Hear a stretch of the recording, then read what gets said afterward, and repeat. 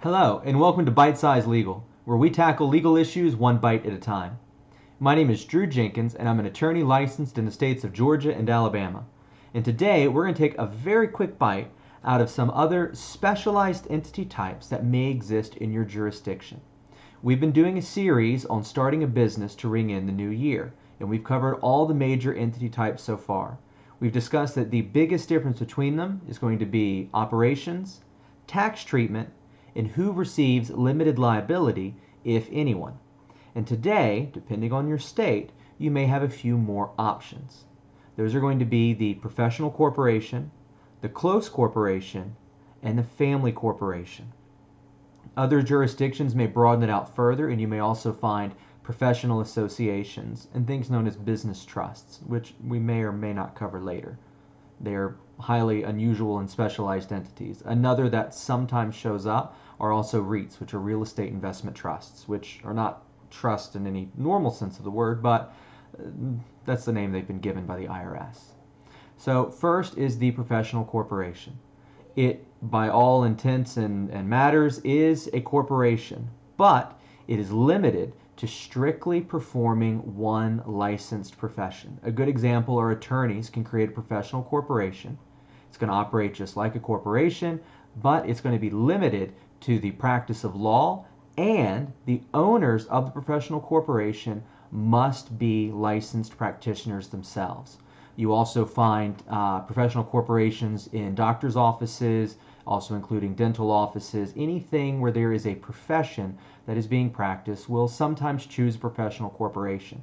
And the reason isn't so much that there's any kind of real benefit to the side that I can see, especially not at the federal level. The federal tax doesn't really care one way or the other.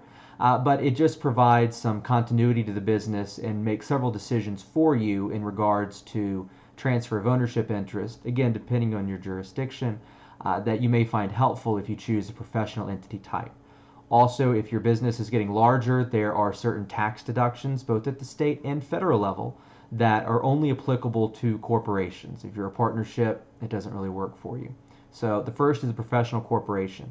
Another that some states have is referred to as the close corporation. You may also hear it referred to as a closely held corporation, but be careful with that language.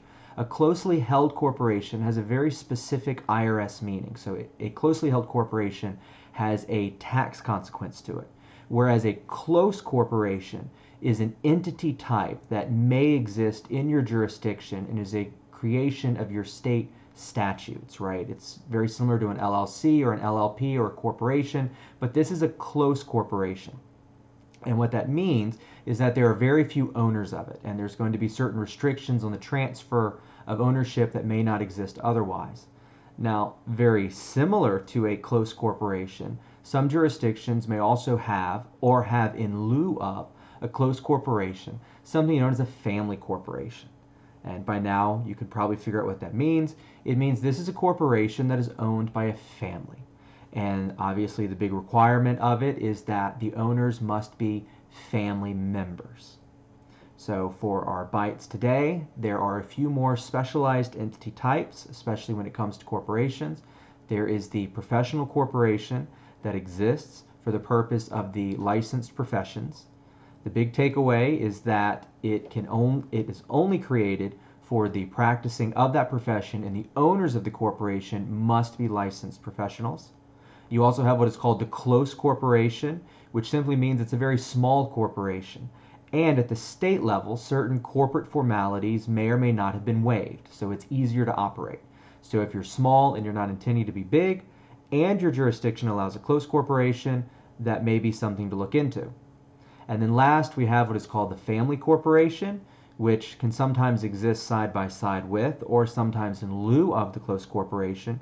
And again, it is intended to be a corporation where the shareholders are all relatives. And one of the requirements are that the owners of it be relatives. And again, since it's probably going to be a rather small business type, your jurisdiction may or may not provide for relaxed corporate formalities. But remember, at the end of the day, all three of these are still corporations.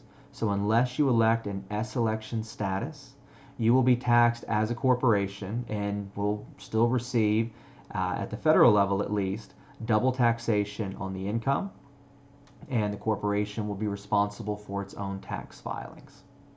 So we're almost done with our series talking about entity types, and I hope you have found it useful. I know that I have gotten several requests to cover nonprofits. We always have to remember that a nonprofit is not necessarily an entity type.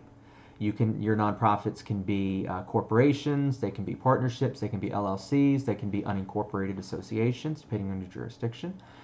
What matters is how you are treated for tax purposes, and there's a whole slew of information that we can cover in that. But if you have topics that you would like to hear me cover in the future, please feel free to leave comments below. If you're watching in WeChat, feel free to leave it in thread, and I look forward to seeing you next week.